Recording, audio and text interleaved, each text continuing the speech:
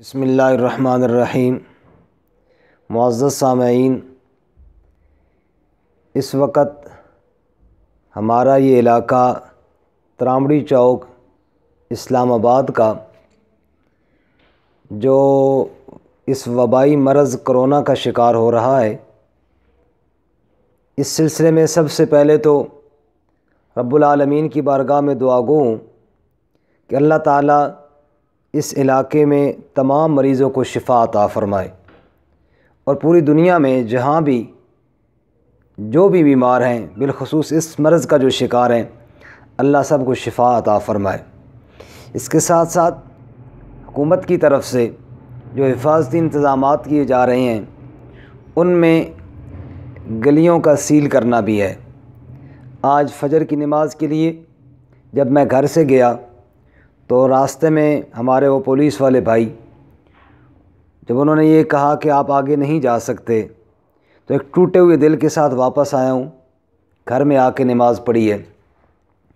اور یہی صورتحال ہمارے محلے کے اور کئی ساتھیوں کے ساتھ بھی پیش آئی، جنہوں نے فون پہ رابطہ بھی کیا۔ تو یقیناً یہ ایک بہت بڑا آزمائش اور دکھ کی گھڑی ہے، اور یہ ایسا وقت ہے کہ جب ایک مسلمان مسجد میں جانا چاہ رہا ہو اور نہ جا سکے، اس کے دل پر کیا گزرتی ہے۔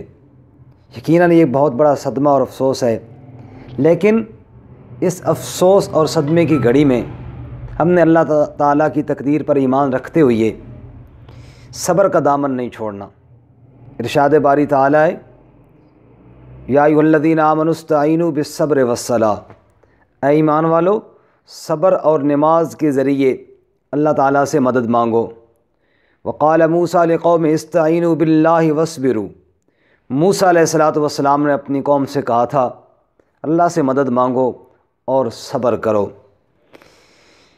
موجودہ صورتحال کے پیش نظر جب گلی سیل ہو اور مسجد میں جانے میں رکاوٹ ہو، دل تو ہر بندے کا چاہتا ہے، اور مومن کی مثال ہے بھی ایسے کہ میں مسجد میں جاؤں۔ مومن تو ایسے ہے جیسے مچھلی پانی میں ہے، لیکن جب وہاں رکاوٹ ہے تو پھر صبر کرتے ہوئے نمازیں گھروں میں ادا کی جائیں۔ اور صبر کی 3 قسمیں ہیں۔ فرمایا صبر علی الطاعات، اللہ کے احکامات پر اور اطاعات پر اپنے آپ کو روکنا، نماز، روزہ، صدقہ، خیرات یا جو بھی نیک اعمال آپ کر سکیں اس کا اہتمام کرنا۔ نمبر 2، صبر عن المعاصی، گناہوں سے اپنے آپ کو روک کر رکھنا، بد نظری، بے حیائی، فحش گوئی، بد کلامی، غیبت اور کسی کے ساتھ کسی قسم کی کوئی زیادتی، ان سے اپنے آپ کو بچا کے رکھنا۔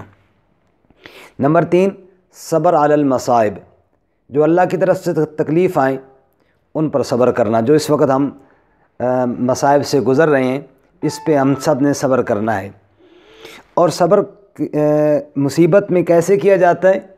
اللہ فرماتے ہیں الذین اذا اصابتہم مصیبہ قالوا انا للہ و انا الیہ راجعون، کہ اللہ کے بندے وہ ہیں کہ جب ان کو کوئی مصیبت پہنچتی ہے تو وہ کہتے ہیں ہم اللہ کے ہیں، اور اس دکھ کی گھڑی میں ہم اللہ کی طرف رجوع کرنے والے ہیں، اللہ کی طرف ہم نے رجوع کرنا ہے۔ کرنے کے کون سے کام ہیں؟ ان میں پہلا صبر ہے، اور صبر کی آگے پھر 3 حالتیں ہیں، جیسے میں نے 3 اقسام بیان کی، آگے صبر کی 3 حالتیں بھی ہیں۔ نمبر 1، صبر باللہ، یعنی اللہ کی توفیق کے ساتھ، اللہ سے توفیق بھی مانگنی، یا اللہ ہمیں صبر عطا فرما، یا اللہ ہمارے دلوں کے اندر اطمینان اور سکون پیدا فرما۔ نمبر 2، صبر لرضاء اللہ، صبر للہ یعنی اللہ کی رضا کے لیے، کہ جو ہم کر رہے ہیں یا اللہ بس تو ہم سے راضی ہو جا، تو ہمارے اوپر اپنی رضا کا اعلان فرما دے۔ اور نمبر 3، صبر مع اللہ، اللہ کے حکموں کے ساتھ، جو تیرا حکم ہوگا یا اللہ ہم اس پر عمل کریں گے۔ اور اس مشکل کی گھڑی میں ہمیں جو کام کرنے ہیں وظائف کی صورت میں، وہ 3 باتیں میں عرض کرتا ہوں۔ نمبر 1، یونس علیہ السلام جب مچھلی کے پیٹ میں گئے تو انہوں نے کہا تھا لا الہ الا انت سبحانک انی کنت من الظالمین، یا اللہ میں اس مصیبت میں پھنس چکا ہوں اور تیرے سوا کوئی اس مصیبت سے مجھے نجات دینے والا نہیں۔ یہی نظریہ اور عقیدہ رکھ کے جب ہم پڑھیں لا الہ الا انت سبحانک انی کنت من الظالمین، یا اللہ اس مشکل وقت میں تیرے علاوہ کوئی ہمیں نجات دینے والا نہیں ہے، تو ہی ہماری مشکل حل کرنے والا، مشکل کشا ہے، حاجتیں پوری کرنے والا تو ہی حاجت روا ہے۔ تو اللہ فرماتے ہیں وَكَذَلِكَ نُنْجِي الْمُؤْمِنِينَ، جیسے ہم نے یونس علیہ السلام کو نجات دی تھی ایسے ہم اپنے باقی اہل ایمان بندوں کو بھی نجات دیں گے۔ دوسرا کام جو ہم نے کرنا ہے وہ کام یہ کام ہے کہ استغفار کی کثرت کرنی ہے۔ فرمایا اللہ تعالیٰ اس قوم کو عذاب نہیں دیتا جہاں استغفار کرنے والے ہوں، اور قوم یونس عذاب الہی سے استغفار کی وجہ سے بچ گئی تھی۔ اور تیسرا کام درود شریف کی کثرت۔ رسول اللہ صلی اللہ علیہ وسلم نے ارشاد فرمایا جو مجھ پر ایک بار درود بھیجتا ہے اللہ تعالیٰ اس کے لیے عافیت کا دروازہ کھولتے ہیں، اور ایک روایت میں فرمایا اللہ اس پر 10 رحمتیں نازل کرتے ہیں۔ جب عافیت کے دروازے کھلیں گے رب کی رحمتیں آئیں گی انشاءاللہ انشاءاللہ انشاءاللہ، بہت جلد یہ کیفیت ختم ہو جائے گی، اور ان قریب یہ تکالیف اور وبائیں ٹل جائیں گی، پھر انشاءاللہ اسی طرح مسجدیں آباد ہوں گی۔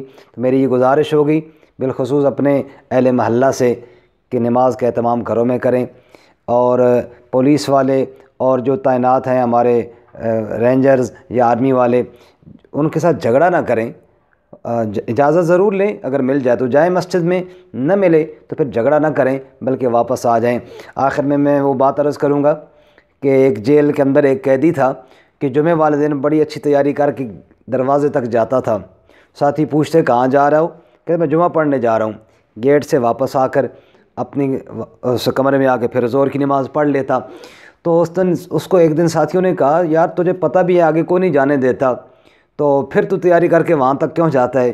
اس نے کہا اس لیے کہ میں اللہ کو کہہ سکوں کہ یہاں تک تو میں آ سکتا تھا، میرے اللہ آگے میرے بس کی بات نہیں۔